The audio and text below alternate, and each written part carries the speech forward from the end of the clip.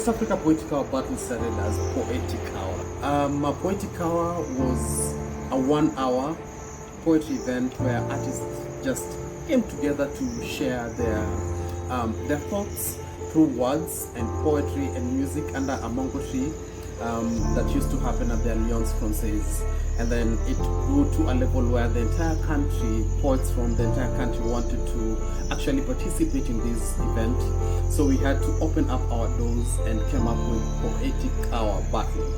And then it didn't take a year before Uganda came knocking, and they were like, yo, we also want to be a part of this. And that is how we opened up our doors to the East Africa Poetic Hour Battle. Some of the countries that have been participating in the East Africa Poetic Hour Battle include Uganda, that was the first one and the most consistent. We do have South Sudan. South Sudan actually carried the year last year, having the first two slots, number 1 and number 2, coming from South Sudan. We do have Rwanda, who have participated in the event, Tanzania, and Burundi.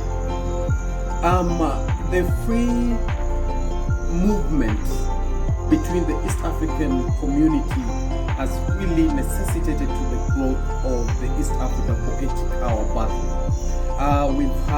It has made it way easier.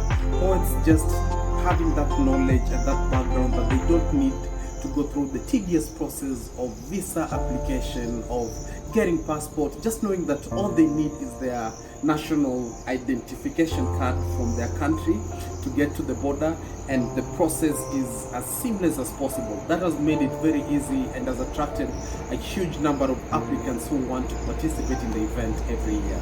So far we've had about 140 participants who come to participate in the event in the last 7 seasons that we've held the event, and we are hoping for a bigger number in the coming years. When we look back at our homesteads, where we all come from, there is that culture that we do have of an open space.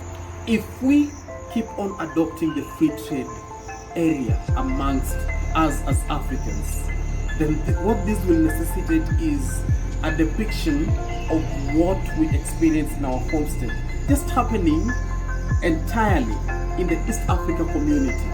This will not only promote events such as the East Africa Poetic Hour Battle, but it will actually make East Africa in a whole grow in terms of its economic progress.